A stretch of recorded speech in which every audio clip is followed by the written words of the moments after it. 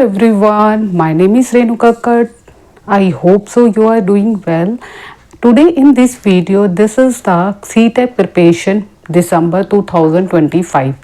हम यहाँ पे दो लैंग्वेज के बारे में डिस्कस करेंगे। पहली लैंग्वेज है हिंदी और दूसरी लैंग्वेज है हमारी इंग्लिश। दोनों ही लैंग्वेज को हम कंपेयर करेंगे कि कौन कौन से टॉपिक हम एक साथ पढ़ सकते हैं और कौन से टॉपिक्स हम इसमें जल्दी से जल्दी कवर करके प्रीवियस ईयर की प्रैक्टिस कर सकते हैं। इस वीडियो में हर एक हिंदी लैंग्वेज यानी हिंदी पेडोलॉजी प्लस आपकी इंग्लिश पेडोलॉजी के बारे में डिस्कस करूंगी। बहुत इंपॉर्टेंट है ये वीडियो। आप सभी का दिसंबर एग्जाम है। आप सभी को पता है कि सितंबर के मिड में आपका नोटिफिकेशन आने की पूरी संभावना है।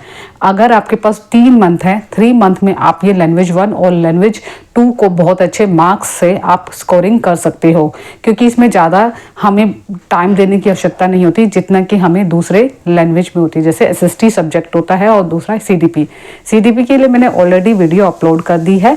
आप इससे पहले प्लेलिस्ट बना दूंगी, उसमें जाके आप देख सकते हैं। ये डिस्क्रिप्शन बॉक्स में डिटेल में मैं दे दूंगी लिंक। आप लिंक पे क्लिक करोगे और वो वीडियो देख सकते हैं। स्टार्ट करते हैं। सबसे पहला हम डिस्कस करेंगे हिंदी पेडोलॉजी। हिंदी पेडोलॉजी जो आपकी आती है वो आपकी आती है 15 मार्क्स की, 15 मार्क्स की आती है हिंदी पेडोलॉजी। जो आप सभी को पता है कि हिंदी पेडोलॉजी का जो हर एग्जाम में इम्पोर्टेंट वो है डे है। इसके साथ ही साथ आपका जो 15 मार्क्स जो बचे हैं पेंडिंग, उसके बारे में मैं भी लास्ट में डिस्कस करूंगी, जो अभी इम्पोर्टेंट है। ठीक है, अभी हम पहले जितने भी हमारे पेडोलॉजी सेक्शन के टॉपिक है हम उसको डिस्कस कर रहे हैं। हिंदी पेपर 1 ले लीजिए चाहे पेपर 2 ले लीजिए, दोनों के लिए ही इम्पोर्टेंट है। अगर किसी प्रकार का आपको डाउट होता है तो मुझे कमेंट्स बॉक्स में कमेंट्स कर देना। सबसे इम्पोर्टेंट पॉइंट है हम हिंदी की तरफ। ठीक है, सबसे पहला है कि हमारा भाषा अधिगम एवं अर्जन, ये इम्पॉर्टेंट टॉपिक है। इस टॉपिक को अगर आपको पढ़ना है तो सबसे इम्पॉर्टेंट टॉपिक है ये। 1 मार्क्स का 1 मार्क्स का आता है, जिसमें से हमें भाषा क्या होती है, लर्निंग किस तरीके से करते हैं और एक्विजिशन बोलते हैं इंग्लिश में, ये कैसे होती है। इसी टॉपिक में इंक्लूड होता है हमारा अधिगम के प्रकार। ये इम्पॉर्टेंट है ये भी। अधिगम के प्रकार में किस प्रकार लर्निंग के अलग अलग डिफरेंट स्टेजेस बता सकते हैं वो किया गया है। दूसरा चीज है भाषा शिक्षण। भाषा शिक्षण के सिद्धांत, ये भी सिद्धांत इंपॉर्टेंट है। ये भी 1 मार्क्स का आता है कभी कभी, क्योंकि एग्जाम में हर एक टॉपिक से एक क्वेश्चन उठाए जाते हैं और आपको पढ़ाया जाता है। अब आती है बात, हमारा जो दूसरा टॉपिक है वो है बोलने व सुनने की भूमिका। जितने बच्चे अगर इसमें देखा होगा प्रीवियस ईयर के पेपर में देखोगे, इसमें से 1 या 2 क्वेश्चन आराम से आ जाता है, क्योंकि कई बार होता है कि ऊपर नीचे हो सकते हैं मार्क्स, जो मैं अपने प्रीवियस ईयर के पेपर को देखते हुए बता रही हूँ। ठीक है, चौथा इंपॉर्टेंट है, इसमें स्टार लगा लीजिए, और एक ये वाला इंपॉर्टेंट है, इसमें से भी स्टार लगा लीजिए। कुछ टॉपिक ऐसे कि it is a very important, जिसमें मैं स्टार लगा रही हूँ। ठीक है, इसके अलावा आपका 5th टॉपिक है जो इम्पॉर्टेंट है, भाषा अधिगम में व्याकरण की भूमिका। भाषा अधिगम में व्याकरण की भूमिका, यानी कि जो ग्रामर की अपनी इंपॉर्टेंस होती है टीचिंग के लिए, वो उसकी क्या उसके पॉइंट्स है। तो इस चीज को मैं जब अलग से कराऊंगी, इसमें भी 1 या 2 नंबर का आ जाता है, कई बार पूछ लिया जाता है। मोस्ट इंपॉर्टेंट है ये भी टॉपिक, स्टार लगा लीजिए। शिक्षण विधियां, शिक्षण यानी टीचिंग मेथड हम कौन कौन से यूज करते हैं टीचिंग करते समय, हमें किन किन चीजों का ध्यान में रखना है। जो हमने बीएड में पढ़ते आ रहे हो वही चीज यहाँ पे इन्होंने पूछे जाते हैं। ये 1 नंबर का आता है। सबसे है भाषा संबंधी, यहाँ पे कर लीजिए विकार कर लीजिए कि भाषा संबंधी विकार कौन कौन से आते हैं। आपको अलग अलग, मैंने सीडीपी में भी इससे पहले वीडियो देखोगे तो वहाँ पे विकार के बारे में बताया था कि जैसे लेखन के उल्टा है, लेखन में अलग अलग डिफरेंट तरीके से बात कही जाती है। लेखन में यानी कि डिस्ग्राफिया, जिस सभी को पता है, डिस्ग्राफिया में क्या होता है, जब लेखन संबंधी चीजें यहाँ पे इंक्लूड होते हैं। दिस मतलब विकार और ग्राफिया मतलब लिखने संबंधी विकार। ठीक है, ये एग्जांपल बता दिए कि इस तरीके के क्वेश्चन 1 या 2 नंबर के हमेशा आते हैं, चाहे पेपर 1 में ले लीजिए चाहे पेपर 2 में लीजिए। ये नहीं है कि यही टॉपिक आए, कुछ भी और इसमें और भी पार्ट है जो सब टॉपिक कह सकते हैं इसको, वो अलग से मैं बता दूंगी। ठीक है, इसमें भी 1 नंबर का अगला टॉपिक है। It is a very important, लगा लो, जो भाषा शिक्षण क्या होती है। इसमें हमें 3 चीज़ों को ध्यान में रखना होता है, RSW, सीक्वेंस इसका अलग होता है, तो आपको इसमें सीक्वेंस में याद करना भी है, क्योंकि सीक्वेंस भी कई बार पूछ लेते हैं। पेपर 1 में तो स्पेशली बहुत ज़्यादा पूछ लेते हैं, लेकिन आपको क्या करना है, पेपर 2 में भी इन चारों क्वेश्चन के बारे में कि लैंग्वेज जो हम यूज़ करते हैं, लिसनिंग कहाँ कहाँ हमारी कितने कितने हमारे लाभ है, कितनी कितनी हानियाँ हैं इसमें, ठीक है, हमें कौन कौन से TLM यूज़ करने चाहिए, हमें किस किस चीज़ से हेल्प करती है, ठीक है। ये वाला पॉइंट में 2 मार्क्स का क्वेश्चन आता है इसमें से, तो 101% आता ही आता है। फिर आता है बहुभाषिकता के डिफरेंट हमारी जो लैंग्वेज होती है इसकी कितनी कितनी भाषाओं में हम प्रयोग कर सकते हैं। कहते हैं त्रिभाषीय सूत्र के बारे में बनाया, जिसमें फर्स्ट लैंग्वेज हमारी मातृभाषा होगी, सेकंड लैंग्वेज हमारी इंग्लिश है, तो थर्ड लैंग्वेज हमारी कोई भी हो सकती है जो बच्चे ने सीखी हो, हम उसको डेवलप। आज भी अगर आप स्कूल में जाओगे तो यहाँ पे भी बोल दिया कि 1st to 5th क्लास के लिए जितने भी बच्चे हैं उनको 3 लैंग्वेज, यानी कि टीचर को भी आनी चाहिए प्लस आपके बच्चों को भी आनी चाहिए। 3 लैंग्वेज इंपॉर्टेंट है, 2 लैंग्वेज तो थी पहले, 3 लैंग्वेज भी हो गई, जिसे कहते हैं बहुभाषिकता। अगला टॉपिक है मोस्ट इंपॉर्टेंट है, हम ये CDP में भी पढ़ेंगे और यहाँ पे भी पढ़ेंगे, मूल्यांकन किस तरीके से करना है। जब भी हम बच्चे का असेसमेंट करते हैं किस तरीके से करते हैं, उसने जो भी अभी तक करते आ रहे हैं स्टेप बाय स्टेप, आपको भी सभी बच्चों को पता होगा, या सभी जो टीचर बनने जा रहे हैं उनको यह पता होना चाहिए कि यूनिट 1 यानी कि ये फर्स्ट टेस्ट होता है, फिर सेकंड टेस्ट होता है, यूनिट 2 होता है, उसके बाद मिड टर्म होते हैं, और उसके बाद इसी तरीके से यूनिट 3 होता है और यूनिट 4 होता है। तो ये दोनों ही टॉपिक, उसके बाद लास्ट फाइनल टर्म होता है। ये तरीके के है क्या कि इससे बच्चों का एनालिसिस पता चल जाए कि बच्चे ने कितना स्कोर किया है, कितना उसका है, इससे उसकी प्रोग्रेस पता चलती है कि कितना प्रोग्रेस कर रहा है, हमें कहाँ उसको हेल्प देने की जरूरत है।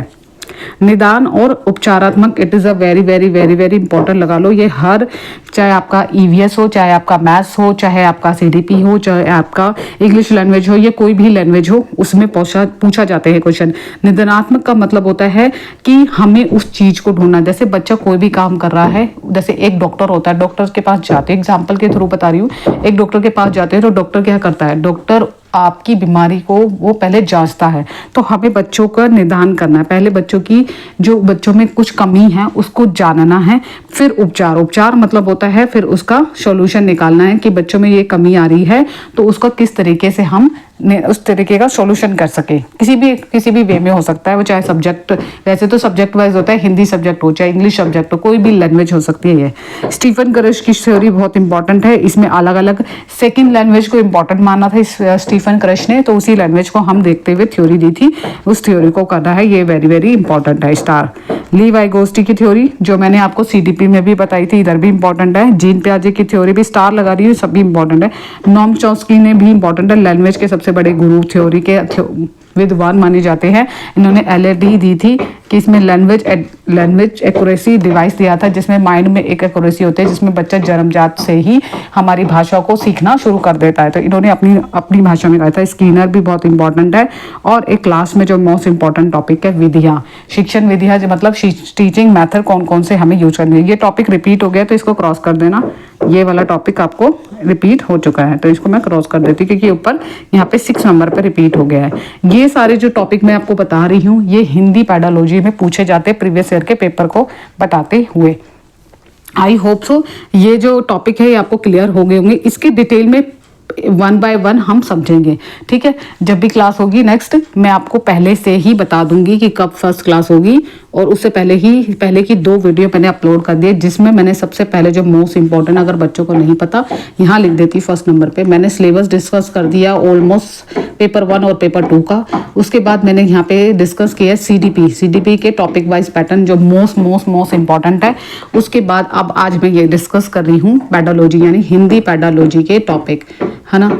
ये हिंदी पेडालॉजी के सारे टॉपिक्स है जो अभी तक पूछे जा रहे हैं एग्जाम के पॉइंट ऑफ व्यू से, ठीक है। अब हम डिस्कस करेंगे इसी वीडियो में, मैं आज तक ये दोनों सेम लैंग्वेज होती है इसलिए मैं डिस्कस कर रही हूँ ऐसे, ठीक है, क्योंकि इंपॉर्टेंट है इसमें भी। इसमें क्या है, सबसे पहले है इंग्लिश पेडोलॉजी जो होती है 15 मार्क्स की। 15 मार्क्स में आपकी लर्निंग, वही सेम टॉपिक है लर्निंग, यानी अधिगम और अर्जन, यहाँ पे भी एक्विजिशन, ठीक है, किस तरीके से हम अर्जन कराते हैं। फिर है प्रिंसिपल ऑफ, देखो यहाँ पे 2 मार्क्स लिखे हुए हैं, यहाँ पे सब 2 नंबर लिखे हैं, ये मार्क्स है कि कितने नंबर के आते हैं। प्रिंसिपल ऑफ लैंग्वेज टीचिंग, कि इसके सिद्धांत कौन कौन से हैं जब हम टीचिंग कराते हैं, तो ये 1 मार्क्स का आता है। Role of listening and speaking. देखो यही सेम टॉपिक है, कोई कंफ्यूजन नहीं होगा। यहाँ पे देखो रोल ऑफ लिसनिंग, यहाँ पे देखो बोलना और सुनने की भूमिका। यहाँ पे भी 2 मार्क्स लिखे हैं मैंने, यहाँ पे भी 2 मार्क्स के पूछे जाते हैं हिंदी के, क्योंकि ये पैटर्न इतना सेम है कि अगर आप ये क्वेश्चन कर लोगे ना तो आपका दूसरा वाला अपने आप हो जाएगा। सिर्फ लैंग्वेज का फर्क है, ये इंग्लिश में है, ये हिंदी में है। अगला 4th टॉपिक है, ये भी इंपॉर्टेंट है। जो भी स्टार मैंने हिंदी में लगाए हैं वो भी इसी में लगा दो। इसमें इंग्लिश में तो ऑलमोस्ट सारे ही इंपॉर्टेंट है, क्योंकि इसमें लिमिटेड टॉपिक है और उसी टॉपिक से ही हिंदी में पूछा जाता है। कई बार होता है कि एग्जामर क्या करता है आपका, कि मान लो कई बार होता है कि इंग्लिश हिंदी में जो दे रखा है वो इंग्लिश में ट्रांसलेट करके भी दे देते हैं, ऐसे भी एग्जाम हुए हैं। ठीक है। The critical perspective on the role of grammar, ये को व्याकरण से लर्निंग की लैंग्वेज कैसे करनी है, 2 मार्क्स का आता है। इस चीज को ध्यान में रखिए। नंबर 5 टॉपिक है challenging of teaching language in a diverse classroom. Diverse classroom में 1 मार्क्स का आता है, इसको भी हमें ध्यान में रखना है। अगला को टॉपिक है language skill. It is a very very triple star लगा लो, इसमें सबसे ज्यादा लैंग्वेज में पूछे जाते हैं वही LRSW है ना, लर्निंग रीडिंग स्पीकिंग नोलो। इसकी जो सीक्वेंस है वो जरूर मैं जब करवाऊंगी तो मैं आपको डिटेल में बता दूंगी कि कौन कौन सा सबसे पहले आएगा, कौन सा नहीं आएगा। फिर है मूल्यांकन, रिवलेटिंग लैंग्वेज कंप्रेहेंसिव ऑफ प्रोफिशिएंसी। ठीक है, निपुणता कैसे बनाएं अपने बच्चों की शिक्षण के लिए। इंग्लिश को ध्यान में रखें। इंग्लिश की थोड़ी बहुत टर्म अलग होती है, हिंदी की थोड़ी बहुत टर्म अलग होती है पेडालॉजी को लेकर। अगला टॉपिक है टीचिंग लर्निंग मटेरियल्स, ये भी 2 मार्क्स का आएगा। इससे पहले जो 2 टॉपिक मैंने बताए हैं ये 1 मार्क्स का, और जो लैंग्वेज स्किल के बारे में वो 3 मार्क्स का पेपर में आता है इंग्लिश में। ठीक है। अगला है टीचिंग लर्निंग मटेरियल, दोबारा 2 मार्क्स का आएगा। ये भी इंपॉर्टेंट है कि हमें TLM कौन कौन से यूज करते हैं जब हम अपनी लर्निंग कराते हैं, टीचिंग कराते हैं, तो बच्चों को क्लास में किस तरीके के। कई बार होता है ब्लैक बोर्ड का यूज करते हैं, चौक का यूज करते हैं, डस्टर का यूज करते हैं, स्मार्ट बोर्ड का यूज करते हैं, जिसमें हमारे प्रोजेक्टर का यूज करते हैं। प्रोजेक्टर लगा के सीधा डायरेक्ट आपके क्वेश्चन दे देंगे, बच्चे पढ़ेंगे। हम इनको आज के टाइम में अगर हमें टीचिंग करानी है तो रोट लर्निंग तो बिल्कुल भी नहीं करानी। बहुत सारे लोग कहते हैं कि रोट लर्निंग इंपॉर्टेंट है, आप बिल्कुल भी इसको डिसएग्री कर दिया गया है। तो इसलिए आपको हमेशा हमें जब भी कराना है टीचिंग ऐसी करानी है जिसमें रोल में बच्चों का क्रिटिकल थिंकिंग डेवलप हो। जो it is a very critical thinking के बारे में भी मैं बता दूंगी। क्रिटिकल थिंकिंग होती है कि बच्चा एक ही टॉपिक को डिफरेंट तरीके से सोच सके। ये नहीं है आपने एक चीज करा दी बच्चे ने एक ही तरीके से सीख लिया, नहीं, बच्चे को डिफरेंट तरीके से सिखाए ताकि उसकी जो थिंकिंग जो डेवलप है वो बहुत ही ज़्यादा हो सके। ठीक है। अगला टॉपिक है टीचिंग लर्निंग का हो गया। नेक्स्ट जो है रेडिमेल टीचिंग, या फिर हमने जो हिंदी में लिखा हुआ था उपचारात्मक टीचिंग, दोनों ही है। जीन पियाजे की थ्योरी इधर भी इंपॉर्टेंट है, इधर वाइगोस्टी की भी थ्योरी है जो मैंने लिखी नहीं है, नॉम चॉम्स्की की भी है, स्किनर की भी है। ठीक है। जो टॉपिक है स्टीफन क्रच है, इंग्लिश में भी पूछ लिया जाता है। कई बार कहता है कि मैं कह तो रही हूँ, आपको सेम टॉपिक बार बार में पूछ लेते हैं।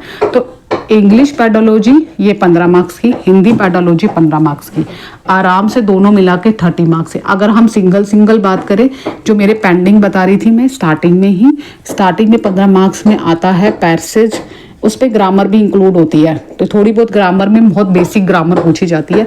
मैं यहाँ पे टॉपिक लिख देती हूँ इसका, यहाँ पे जो ऊपर वाले टॉपिक है वो मैं यहाँ लिख देती हूँ। 15 नंबर का जो टॉपिक दोनों में है वो सेम ही है, पैसेज एंड पैसेज पूछा जाता है या पोएम से पूछा जाता है। ठीक है। सेम इसमें ही गद्यांश और पद्यांश से 15 मार्क्स का पूछा जाता है। मैं यहाँ पे भी लिख देती हूँ गद्यांश एंड 15 मार्क्स का आपका पद्यांश। ठीक है। पद्य से पूछा जाता है, जैसे कविता हो गई या और भी टॉपिक, कोई भी उनके पोएम भी ले सकते हैं या कोई भी चीज भी उठा सकते हैं, नाटक का किसी ले लिया, मतलब कुछ भी वटेवर में। इसी में पूछी जाती है ग्रामर, जैसे नाउन इसमें बहुत पूछा जाता है, इसमें थोड़ा सा डिफरेंट है ग्रामर में। 15 नंबर का जो पूछा जाता है फिगर ऑफ स्पीच पूछा जाता है, फिगर ऑफ स्पीच पूछा जाता है। ठीक है। इसके अलावा आपका यहाँ पे पूछा जाता है इसी में ही सारे नाउन वगैरह जो हो गए, एडजेक्टिव पूछ लिया या फिर हमारा एडवर्ब पूछ लिया। ये जो टॉपिक जो हम अब तक पढ़ते आ रहे हैं इंग्लिश में वही पूछा जाता है, कोई ये नहीं है। एटोनिम्स पूछ लिया, सिनोनिम्स पूछ लिया, तो ये सारे टॉपिक्स आपके पूछे जाते हैं। इसमें पूछा जाता है संज्ञा पूछ लिया, समास पूछ लिया, इसमें पूछ लिया समास के बाद संधि पूछ ली, संधि ऑलमोस्ट प्रत्यय पूछ लिए। ठीक है। प्रत्यय, उपसर्ग भी पूछ लेते हैं। ये सारे टॉपिक इसमें हैं कि मैं इसमें अलग से आपको बता दूंगी। वैसे इतना ही मोस्ट इंपॉर्टेंट है, इससे अलावा बहुत कम पूछा जाता है। विश्लेषण पूछ लिया, जो ग्रामर में अभी तक आपका बेसिक ग्रामर तो आपने पढ़ी होगी वही पूछा जाता है। अलग से ऐसा कुछ नहीं है कि हाँ पर्टिकुलर पूछा जा रहा है, अलग से नहीं। जो पैसेज आता है उसी में से इंक्लूड एक शब्द दे देंगे और आपको उसमें से कई बार प्राइवेट पूछ लेंगे, कई बार विलोम शब्द पूछ लेंगे। तो वही है एटोनिम सिनोनिम्स बोल रही हूँ, ठीक है। और ये सारे टॉपिक है, इसमें जितना भी है टोटल मार्क्स मिला के दोनों के 60 मार्क्स होते हैं। तो 60 में अगर आप टारगेट लगाओगे तो आपके 55 तो हाईएस्ट है, मतलब 54 53 तक आसानी से आ सकते हैं अगर आपने दोनों में से कोई भी एक लैंग्वेज को पकड़ बना ली। जो भी पैथोलॉजी है सारा खेल पैथोलॉजी का है, प्लस पैसेज तो आप खुद ही कर लोगे। बहुत ईजी पैसेज पूछे जाते हैं, इतनी मुश्किल नहीं पूछे जाते। बस ये होता है कि पैसेज की जो लेंथ होती है वो ज़्यादा होती है और होते हैं। लेकिन पेपर 1 का जो मैं बताऊं, पेपर 1 से लेकर पेपर 2 का जो कंपेयर है वो ज़्यादा लेवल हाई होता है। इसका लेवल हाई होता है और इसका लेवल मीडियम होता है। मीडियम मतलब जो भी आपके सब्जेक्ट है उसके अकॉर्डिंग बता रही हूँ, ठीक है। आई होप सो ये वीडियो आपको अच्छी लगी होगी और समझ में आई होगी। मैंने यहाँ पे हर एक टॉपिक को डिस्कस कर दिया है, चाहे इंग्लिश लैंग्वेज हो चाहे हिंदी लैंग्वेज हो, दोनों को ही डिस्कस कर दिया है।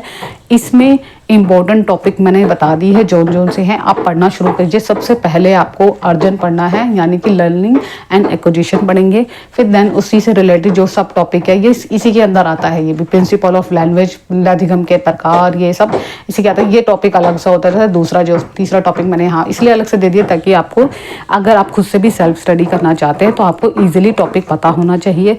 अब आता है बुक्स। मैंने इससे पहले की फर्स्ट वीडियो देखोगे उसमें मैंने डिटेल में बता दिया कि इस टाइम आप अभी भी बता देती हूँ। सचिन सर की है हिंदी पैडोलॉजी को भी ले सकते हो, इंग्लिश पैडोलॉजी भी है उनकी, CDP भी है।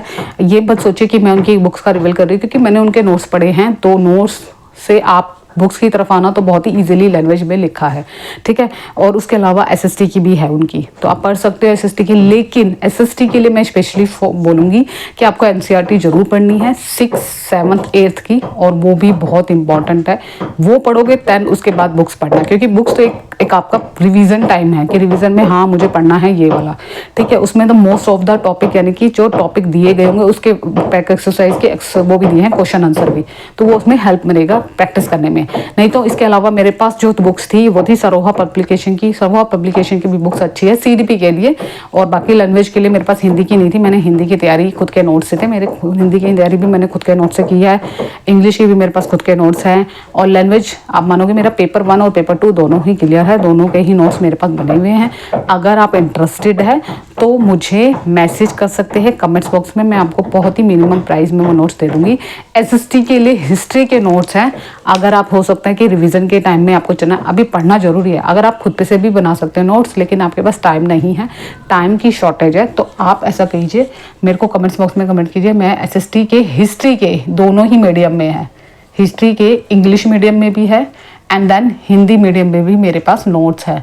तो और मिनिमम प्राइस रखा हुआ है, तो ये आप मुझे, मैं इसका नंबर दे दूंगी, नंबर पर आप मुझे मैसेज करके, नॉट कॉल, मैसेज करके ले सकते हैं। ये हिंदी मीडियम और इंग्लिश मीडियम के। बाकी 2 सब्जेक्ट रह जाते हैं, ज्योग्राफी और आपका पॉलिटिकल। वो मैं जल्दी ही कोशिश करूंगी कि बनाने की, क्योंकि कहीं ना कहीं इसमें टाइम लगता है, ठीक है। मैं कोशिश करूंगी बनाने की और वो आपको ले सकते हो। तो ये तीनों ही नोट्स आपके हैं। हिंदी पैडोलॉजी के नोट्स भी है अगर लेना चाहते हो। अगर सारे ही नोट्स लोगे तो ले सकते हो, वो भी बने हुए हैं, लेकिन बहुत ही मिनिमम प्राइस में है। आई होप सो आपको ये वीडियो अच्छी लगी होगी। अगर वीडियो अच्छी लगी है तो नेक्स्ट वीडियो में जरूर प्रिपेयर करके रहना। हम फर्स्ट टॉपिक दोनों का क्लियर करेंगे, क्योंकि दोनों ही टॉपिक साथ चलेंगे। इंग्लिश भी साथ ले जाऊंगी और हिंदी भी साथ लेके चलूंगी। क्यों? क्योंकि दोनों ही सेम टॉपिक है। अगर आपने हिंदी में समझ लिया तो भी ईजी है, इंग्लिश में समझ लिया तो भी आपके लिए फ़ायदा है, ठीक है। आप नेक्स्ट क्लास में मिलते हैं। Bye bye, take care, thank you so much, have a nice day.